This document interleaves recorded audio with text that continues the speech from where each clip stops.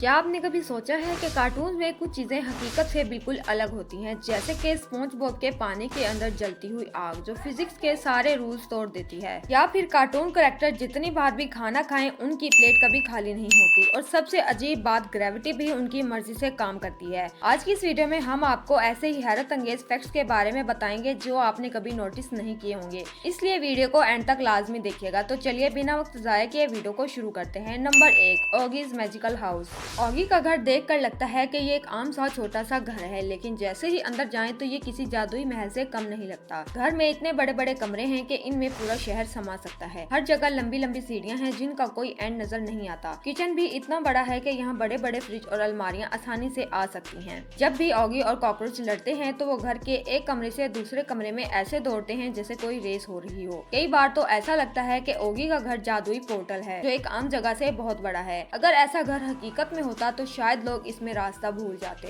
Number 2, magical food. Doraemon और Shinchan में जब भी नूडल्स खाए जाते हैं वो कभी खत्म होते हुए नजर नहीं आते। प्लेट में जितनी बार भी चम्मच डालो नूडल्स फिर से भरे हुए होते हैं। ऐसा लगता है जैसे इन कार्टून्स की प्लेटों में कोई जादू है जो खाने को खत्म ही नहीं होने देती। अगर हकीकत में भी ऐसी प्लेटें होती तो लोग खाने के खर्चे से बच जाते। ये फिनोमेना सिर्फ नूडल्स तक महदूद नहीं है, बल्कि कई कार्टून में खाने की चीजें जादुई तौर पर बार बार वापस आती हैं। शायद कार्टून की दुनिया में भूख का कोई मसला ही नहीं है। Number 3, fire under the sea. SpongeBob में एक ऐसा अजीबोगरीब राज है जो किसी की समझ में नहीं आता। ये कार्टून समुंदर के अंदर होता है, मतलब हर तरफ पानी ही पानी है, मगर इसके बावजूद यहाँ आग जलती हुई देखी जा सकती है। कई बार स्पॉन्ज बॉब और उसके दोस्त आग जलाकर कुछ पकाने की कोशिश करते हैं और हैरत की बात यह है कि वो कामयाब भी हो जाते हैं। हकीकत में अगर पानी में आग जलाने की कोशिश करें तो वो फौरन बुझ जाएगी, लेकिन स्पॉन्ज बॉब की दुनिया में फिजिक्स के असूल काम नहीं करते। यहाँ ऑक्सीजन के बगैर आग जलती है और किसी को हैरत भी नहीं होती। ये एक ऐसा ही है जैसे खला में पानी बहने लगे। कार्टून की दुनिया वाकई किसी और लेवल पर है। Number 4, gravity rule. कार्टून में ग्रेविटी सिर्फ उस वक्त काम करती है जब कैरेक्टर नीचे देखता है। मिसाल के तौर पर जब कोई कैरेक्टर किसी पहाड़ से नीचे गिरता है तो वो फौरन नहीं गिरता। पहले वो कुछ देर हवा में खड़ा रहता है, फिर जैसे ही वो नीचे देखता है अचानक जमीन की तरफ गिरने लगता है। ऐसा लगता है जैसे ग्रेविटी को पहले कंफर्मेशन चाहिए कि बंदा गिरेगा या नहीं। अगर हकीकत में ऐसा होता तो लोग छत पर चढ़कर तब तक हवा में रह सकते जब तक वो नीचे ना देखें।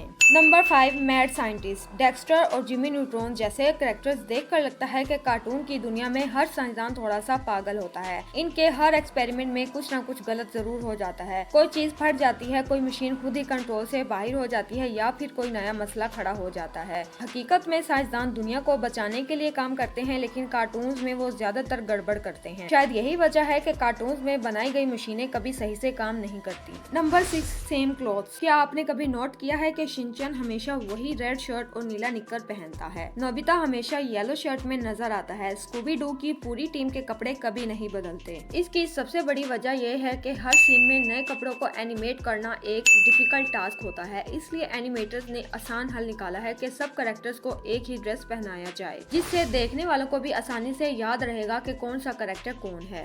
और ये तरीका इसलिए भी इस्तेमाल किया गया ताकि एनिमेशन करना आसान हो और खर्चा भी कम हो। Number 8, Mickey mouse gloves. Mickey mouse और दूसरे पुराने कार्टून कैरेक्टर्स के हाथों में सफेद दस्ताने होते हैं ताकि उनके हाथ ब्लैक एंड व्हाइट कार्टून्स में क्लियर नजर आए। उस जमाने में एनिमेशन ज्यादा डिटेल नहीं होती थी और अगर हाथ भी ब्लैक होते तो वो बैकग्राउंड में मिक्स हो जाते। सफेद दस्ताने हाथों को एक अलग और एक्सप्रेसिव बनाने के लिए दिए गए थे। इसके अलावा दस्ताने देने से कैरेक्टर ज्यादा कार्टूनी और यूनिक लगते हैं। यही वजह है कि मिकी माउस, बनी बनी और वुडी वुडपेकर जैसे कई कैरेक्टर्स हमेशा दस्ताने पहने नजर आते थे। Number 9, the Simpsons yellow characters. The Simpsons दुनिया का सबसे लंबा चलने वाला एनिमेटेड शो है और इसके कैरेक्टर्स की सबसे अलग चीज उनका येलो कलर है। इसका एक खास राज ये है कि येलो कलर इंसानी आंख के लिए सबसे ज्यादा आई कैचिंग होता है, खास तौर पर जब आप टीवी देख रहे हो। जब ये शो बनाया जा रहा था तो एनिमेटर्स ने सोचा कि कुछ ऐसा करें जो बाकी तमाम कार्टून से हटकर हो, और यूं उन्होंने येलो कलर्स का इंतखाब किया। इसके अलावा इस दौर में ज्यादातर एनिमेशन शोज में आम स्किन टोन्स इस्तेमाल की जाती थी, लेकिन द सिम्पसंस को एक मुनफरिद पहचान देनी थी।